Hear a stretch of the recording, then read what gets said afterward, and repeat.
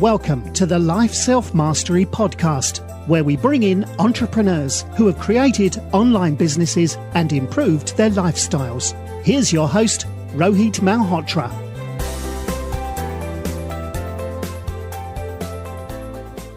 Hi everyone, I'm Rohit from lifeselfmastery.com, and today I'm thrilled to have Jeet Banerjee, who's an online entrepreneur, TEDx speaker, author, and blogger who sold off his previous company, Statfuse, to LendEDU, and currently runs Ahana Nutrition and the Incubator. Welcome to the show, Jeet. Thanks so much for having me, Rohit. I'm excited to be on here. So please do your journey on how you started building a business at such a young age.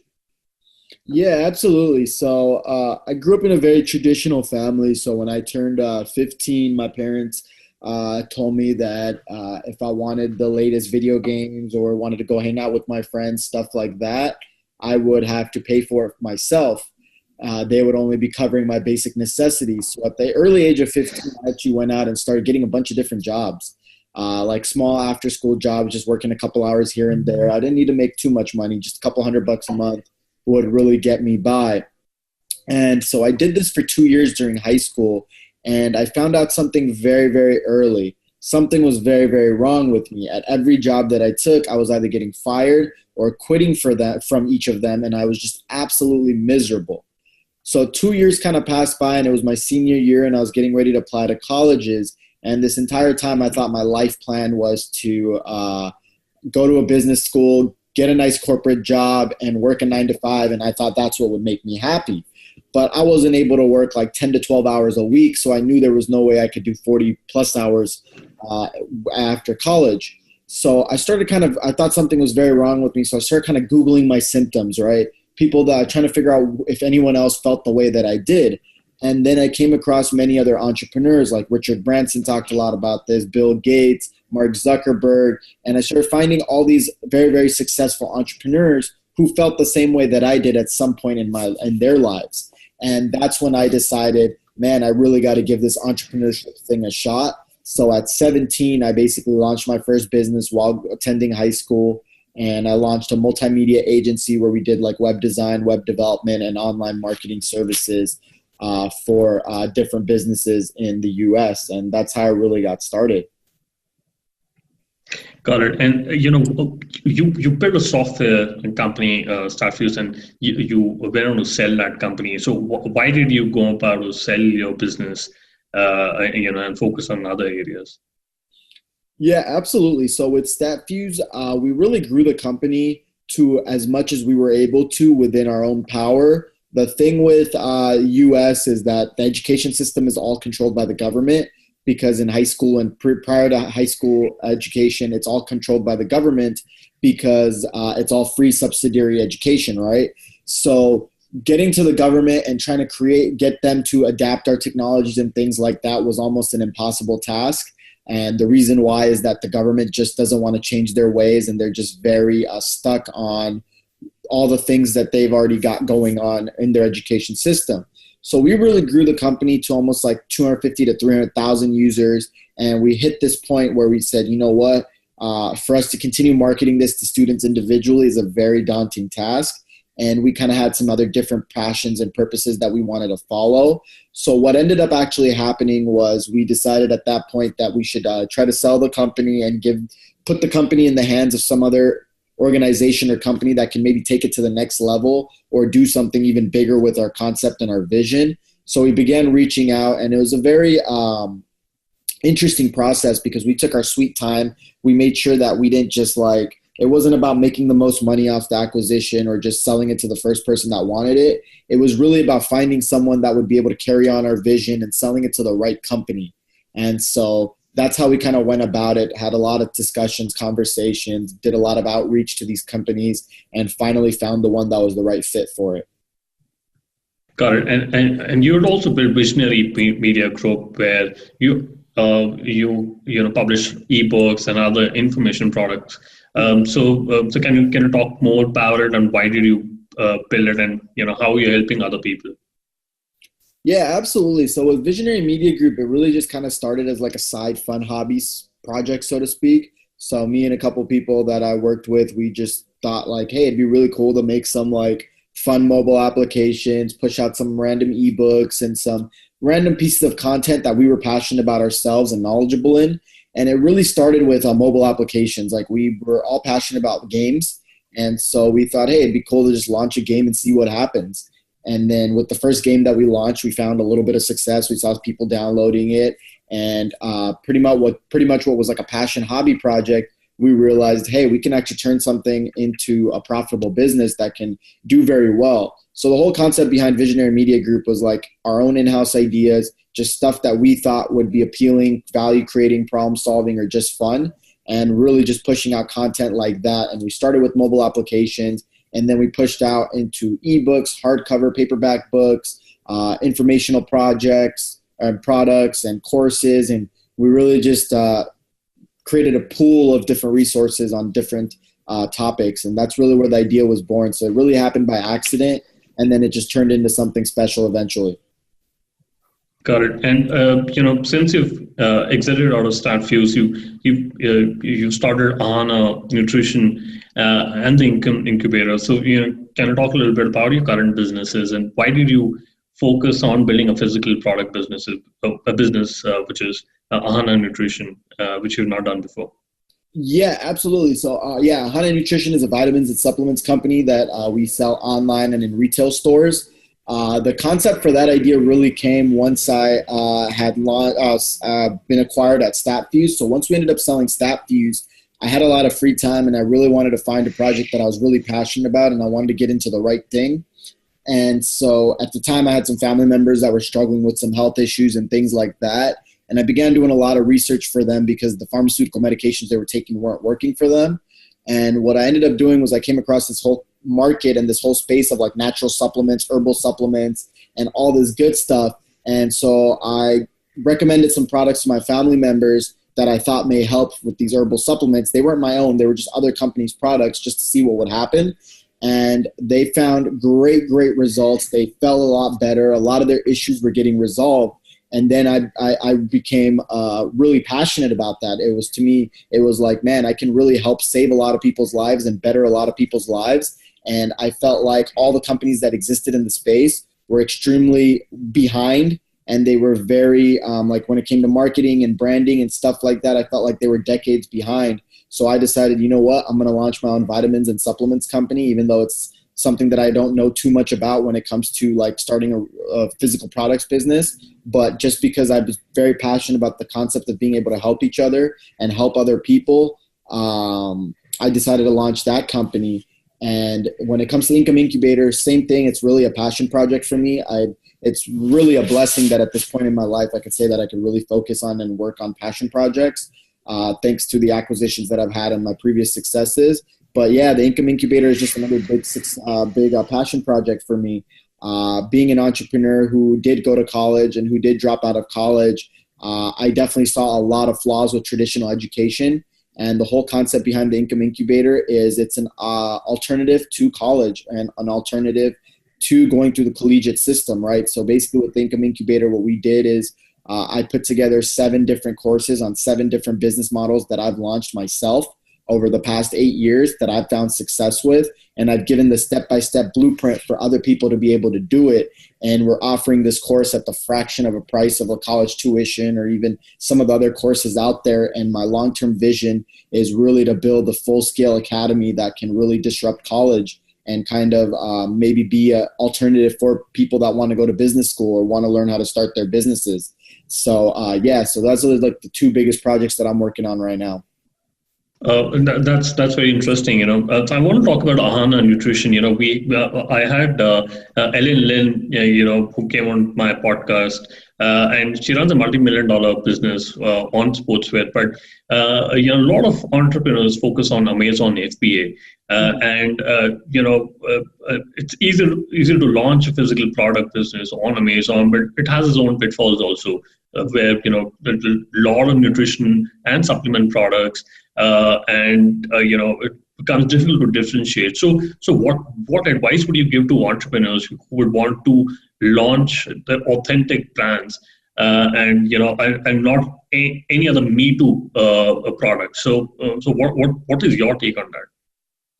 Yeah, absolutely. So my biggest thing is that, like, pretty much nowadays, any type of product you try to create, 99% of the time there's some kind of product that's close to it or already exists. So my biggest thing that I like to tell people is, okay, let's say you want to launch like what we did with our supplements, right? We would, before we launch every vitamin or every different supplement or herbal product, we go through the reviews of our competitors, right? And we try to figure out, what do people love about the product and what do people dislike about the product? We'll curate all this information, and then we'll take all that information into consideration when we decide to make our formula. So a big complaint that we would see, for example, on some vitamins would be that the dosage may be too low, and the doctors and the websites would recommend them to take a higher dosage per capsule. And people don't like to take multiple capsules, right? They want to take one capsule per day, and that's easy. So maybe a lot of people's complaints were that they wanted a higher dosage. And then the second thing that we would see a lot of people with the moving trends is that people are looking for veggie capsules or vegan capsules. So what we did was we did a lot of data analysis on the existing customers in the marketplace and said, okay, how can we improve upon this existing product? And then we made those improvements, and then we launched it to the market, and we exactly knew how to advertise and market our product as well. So the biggest advice that I would give to people that are looking to start a brand or create a product, so to speak, is don't look to duplicate. Just because someone's making X amount of dollars per month doesn't mean you go out and you duplicate their formula. Find a way to be better. Find a way to be different. Find a way to appeal to a different customer base maybe by creating something that's slightly different or slightly improved. And that's probably my biggest piece of advice that I can give to anyone looking to start a business in that space. Got it. And, the Incubator, you're talking about the 7 businesses which you've built over the years, and that's what you teach other people. So, if somebody is a 9-to-5 corporate guy and he or she wants to leave the job, what is the best online business to start with low capital and, which is scalable also? What would you have done? If you were struggling with a job and you would, want to start your own online business? Yeah, absolutely. So that's great that you asked that question. So when it comes to even the Income Incubator, for example, and the 7 different businesses, you can pretty much start any of those 7 different businesses that I mentioned in there for less than about $1,000. And so my biggest thing when people ask me that question and I recommend it to them is that just starting any old business is probably, if you're already unhappy or dissatisfied with a 9-to-5 corporate job, just starting any old business is probably not going to necessarily automatically make you happy just by being a business owner, right? I think the biggest thing that many people make a mistake of is that they chase money or they chase the cheapest possible business idea rather than really focusing on what is the best business for them. What experience, what skill sets, and what passions do they have, and how can they connect those within a business, right? So I think that's my biggest thing that I suggest to people is that if you're truly leaving because you're unhappy, you don't want to follow that same path in business and be unhappy again, because money is great, don't get me wrong, but money doesn't buy happiness at the end of the day. You can have all the money in the world, but if you're not happy, you're still not going to be happy, right? So my biggest recommendation to any 9-to-5 corporate guy is find something that that you've got experience in or you're passionate about, something that aligns with your hobbies, right? Like, let's say you want to start a product business, and let's say you find out that, oh man, like electronics products are making the most money right now. But if your passion is in shoes or you're passionate about sports or something like that, why create a business in electronics? Even though you might get more opportunity there, you're going to be unhappy. And I believe that with passion and purpose, you can get as much success as you can in any other realm. And so for me, my biggest recommendation is to follow your passions and purposes in life.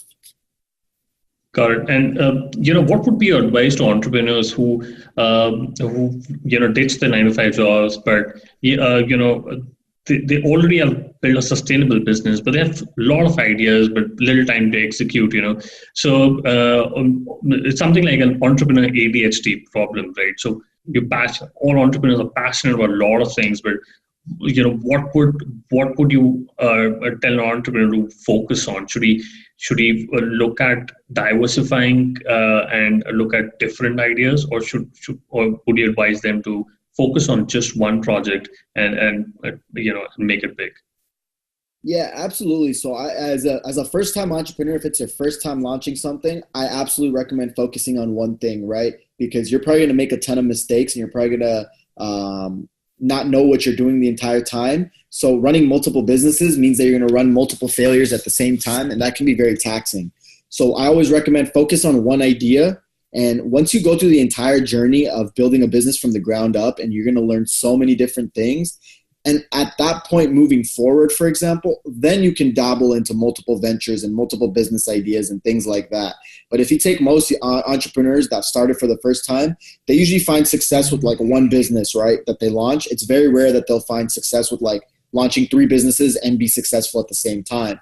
And so what I think that those types of entrepreneurs that may have that ADHD sort of syndrome is to focus on one business, get that successful, figure out what you're good at and learn everything that you learned from there, and then let your scatterbrain kind of kick in and launch different businesses afterwards, because then you'll feel a lot more comfortable since you've been through the journey once. Got it. And you have an interesting career. You build software businesses. You launch your own physical products. You've been an author and blogger. So, which business do you enjoy working on the most? Yeah, absolutely. For me, the most enjoyable business had to be Statfuse, which was like the web software business. And that was just because of the many challenges that we faced. And I thought it was the most difficult business that I've had to build, the one that was kind of like the most frustrating. But I think looking back, I learned the most from it. And as an individual myself, I grew the most going through the progressions of that business. Right. And, when you're in school or college, you have your teachers, but when you're in the real life, be it jobs or businesses, we're not taught in the real life to take a coach. But do you recommend taking a coach for an online business and have ongoing coach, because you don't have VCs funding your businesses? You're responsible for running these businesses on your own and making profits out of it. So, do you think everybody should have a coach, or do you think it's only for the initial time when you start a business is when you should hire a coach? And what would be your take on that? Yeah, absolutely. So when it comes to that, I definitely, I'm a big believer of having coaches and mentors and stuff like that. So I definitely recommend, I think through all progressions, even if you're running $1 billion business, for example, I'm sure people that are running $1 billion business, they still have somebody that's coaching them or mentoring them or talking to them or just helping them keep sanity, right? And sometimes with coaching, it's not even looking for advice. It's just looking to be able to talk to somebody or to bounce ideas off of. And so, and that's something that I've recognized and something that's helped me greatly along the years in my entrepreneurial journey. And that's why even in the Incubator, the way that we've got it set up within our program is that you constantly get access to me and a couple other very, very smart individuals who've created successful businesses that are going to be there to answer questions for you and kind of be there to go with you throughout the entire process. We've put together communities so that each other can support each other in terms of thriving and being able to cultivate positive businesses. So I think when it comes to coaching, I think it's definitely something that can help you greatly. And whether it's a coach or a mentor, whatever it is, I think early on you may need more hands-on type of approach, every week or something like that. And then as you kind of establish your business and things like that, you can always scale back and maybe you talk to your coach once a month or once every couple months and things like that. But yeah, I think it's very valuable. Okay, so let's quickly do the top 3. What's your favorite business book? My favorite business book is Millionaire Fastlane by MJ DeMarco. Okay, and what's your favorite online tool, for example, Gmail or Slack? Yeah, so my favorite online tool is probably got to be Basecamp, project management software. Okay, and if you could go back in time when you started your own business, what is the one thing you would have focused on? Yeah, I think the biggest thing I would have focused on is learning to say no. So I think when I first started my businesses and things like that, I felt like I had to cater to everybody, whether it was anytime someone wanted something from me, it was yes, absolutely, I'll get it done. And I thought the idea of saying no was rude. And then I saw myself kind of drowning and just being extremely tired and not being able to get enough done in my businesses and things like that. And I learned that the most powerful thing you can do is learning to say no, even if it's an opportunity and you just don't have time for it and you're not ready for it. It's okay to say no. And a lot of people like to make it seem like, oh, you have to say yes to everything. Absolutely not. Value your time, value your vision and your goals. Focus on those things. And if something doesn't align with it, don't be afraid to say no. Just be respectful and polite about it. Oh, that's a great advice. What are the best way people can reach out to you and know about the Income Incubator? Yeah, absolutely. So people can reach out to me, find my social networks, all that good stuff personally at jeetbanerjee.com. That's spelled JeetBanerjee.com. And if people want to check out the Income Incubator, they can visit theincomeincubator.com. All right, Jeet, thank you very much for coming onto the show. It's really appreciated. Yeah, absolutely. My pleasure. Thanks for having me, Rohit. Thanks for listening to the Life Self-Mastery podcast, where we teach you how to start and grow your online business. For more information, visit Rohit's blog at www.lifeselfmastery.com.